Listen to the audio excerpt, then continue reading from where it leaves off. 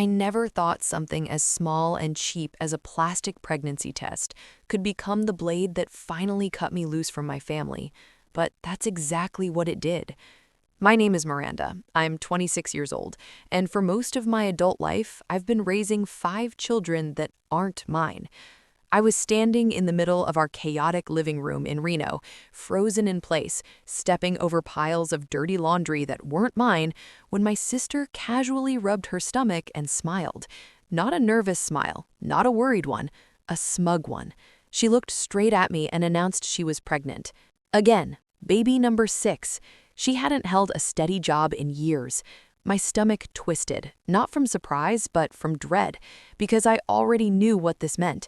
I had just come home from a brutal 60-hour work week at the warehouse, my body aching, my head pounding, only to realize that once again, her choices were about to become my responsibility.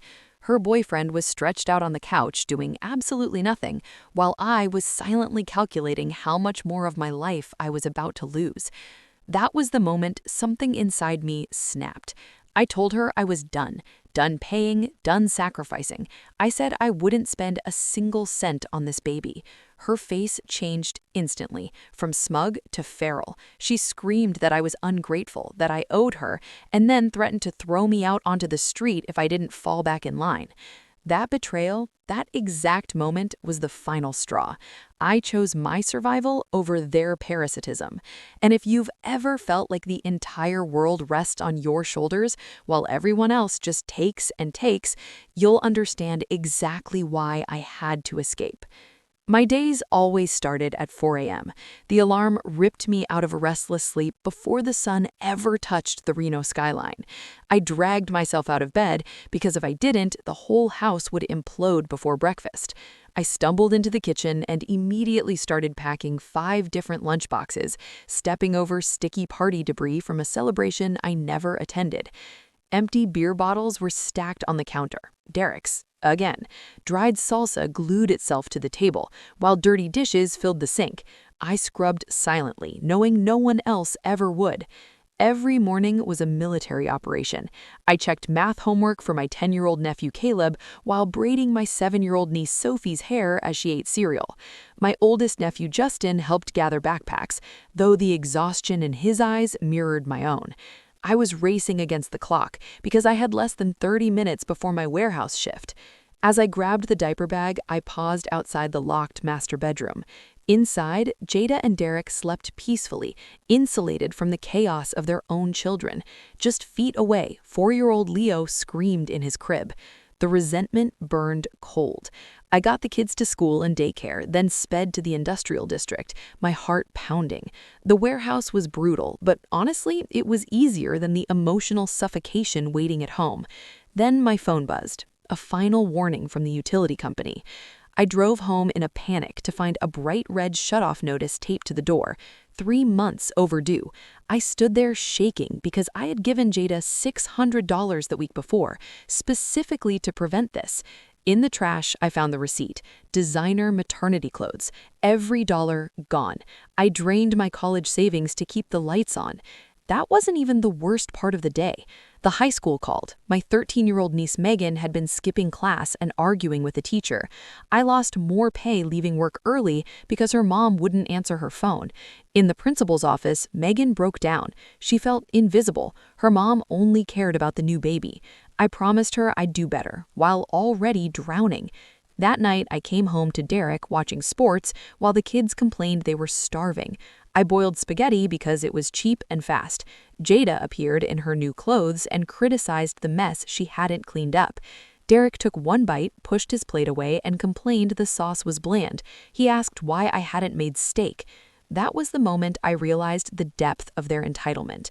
3 days later, the family matriarch arrived, Grandma Lorraine. She didn't come to help, she came to judge. Sitting beside Jada, she suggested I sell my car, the only thing allowing me to work and attend night classes, so they could buy Jada a new 7-seater van. When I refused, she called me selfish. That night, I checked my bank account. That's when I saw the credit alert. A card opened in my name, maxed out, designer maternity furniture. Jada had stolen my identity. That betrayal was physical, criminal, unforgivable. I met my best friend Tessa at a coffee shop. She was a paralegal. She froze my credit, helped me file fraud reports, and looked me dead in the eye. If they did it once, they'll do it again. You need to leave. A week later, everything changed. I intercepted the mail and found the letter. An acceptance, a paid internship, double my salary, a future. I smiled. That was my mistake. Jada ripped the letter in half. She demanded I quit school, quit my job, stay home. Derek laughed and said a woman belonged in the house. Then she screamed, "If you leave, don't ever come back." That night, Justin warned me. They planned to report my car stolen. So I left. At midnight, trash bags, documents, silence. Justin helped me load the car. "Go," he whispered. "If you stay, you'll die in that house." I drove away crying, but free. The apartment was small, dirty, and above a laundromat. It smelled like victory. At sunrise, my phone exploded. 99 missed calls, hundreds of messages. I didn't answer, because for the first time in my life, the story wasn't about surviving them anymore. It was about finally choosing myself. Jada's rage told me everything. She'd woken up expecting two things: her morning coffee and her unpaid nanny.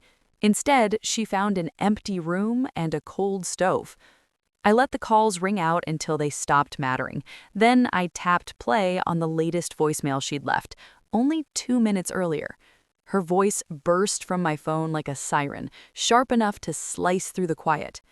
"You ungrateful brat! I'm calling the police. I'll tell them you stole my money. You're going to pay for abandoning this family when we needed you." And the strangest thing happened. I didn't flinch. For the first time in my life, I wasn't standing in front of her absorbing the blow. I wasn't trapped in her living room, cornered by her tantrum, forced to apologize for breathing. I saved the voicemail. Evidence. Then I blocked her number, set my phone down, and stood up to start my first day as a free woman. I just didn't realize her police threat wasn't a dramatic scream into the void. It was a plan. Less than 48 hours into my new life, my fragile peace was ripped apart like paper. I was sitting on my bare mattress, textbook open, trying to study in the quiet of my tiny rented studio, quiet that still felt unreal, when the entire room flashed red and blue through the blinds. Sirens. My stomach dropped. Then came the pounding. Not a polite knock, not a neighbor. It was the kind of aggressive banging that makes your bones vibrate. The cheap doorframe rattled so hard that tiny flecks of paint drifted onto the floorboards. My heart slammed against my ribs. I crept to the door and looked through the peephole. 2 uniformed officers, hands resting near their holsters. And right behind them, Jada. But she didn't look like Jada. Not the smug queen of the couch, not the woman who tore my future in half and dared me to leave. She looked like a grieving widow, eyes glossy, face twisted with suffering, like she was starring in the greatest tragedy Reno had ever witnessed.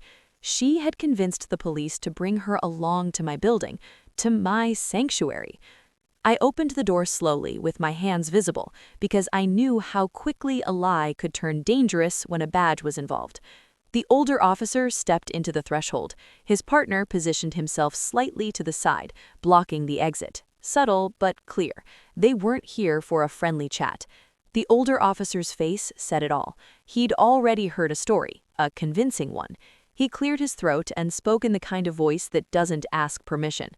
"Ms. Miranda, we received a report requesting a welfare check on a minor and an allegation that you stole assets valued at $10,000. You have the right to remain silent, but I advise you to cooperate." My brain stalled. 10,000? A welfare check?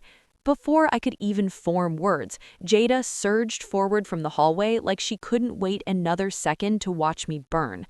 Tears poured down her face, perfect, dramatic, and weaponized. She pointed at me with a shaking finger and screamed so loudly that doors down the hall cracked open. "Arrest her! She's a thief! She stole all the money I saved for my children, and she took Grandma Lorraine's vintage diamond jewelry before she ran away." The performance was so intense, so believable, that for one horrifying moment, I almost questioned myself, like maybe I'd stepped into a nightmare where truth no longer mattered. I forced myself to inhale slowly. Then I stepped aside, because the truth was visible. My studio apartment was nearly empty. No furniture, no fancy electronics, no jewelry case, no stolen assets. Just a bare mattress and black trash bags filled with clothes. Not exactly the hideout of a master criminal. I looked at the officers and kept my voice steady. "You can search everything. I have nothing to hide." Jada stood at the doorway, still sobbing, but I caught it, the smugness behind her tears, the tiny curve at the corner of her mouth. She thought she'd finally cornered me. The officers began going through my bags, carefully, thoroughly, like I was dangerous. The air felt thick enough to choke on. And then, behind Jada, another sound cut through the tension.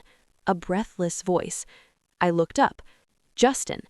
He stood in the hallway, sweating, panting, his shoulders heaving like he'd run through the city to get here, and maybe he had. Hitchhiked, borrowed a ride, called an Uber, whatever it took, because he refused to let me get destroyed for a crime I didn't commit. Jada turned around so fast, her hair whipped across her face.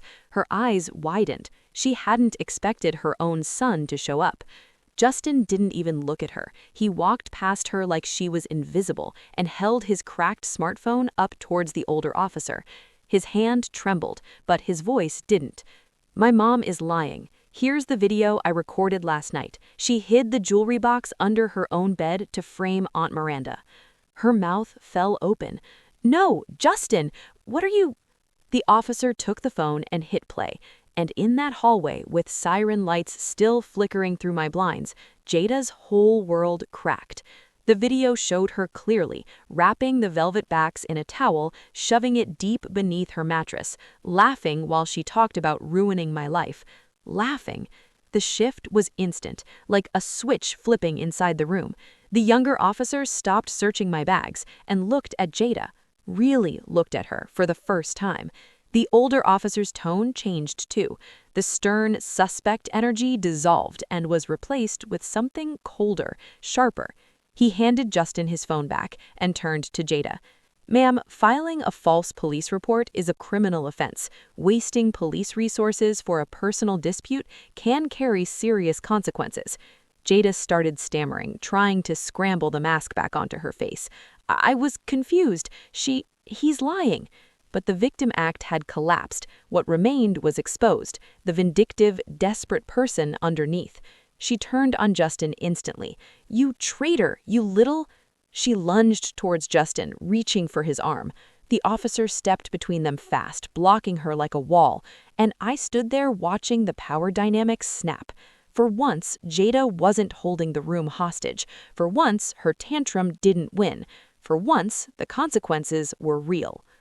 2 months passed after that humiliating night, after my family's private dysfunctions spilled into public record. Part of me hoped the shame would shock Jada into becoming the mother her children deserved. But hope, I learned, doesn't pay bills, and it doesn't clean mold.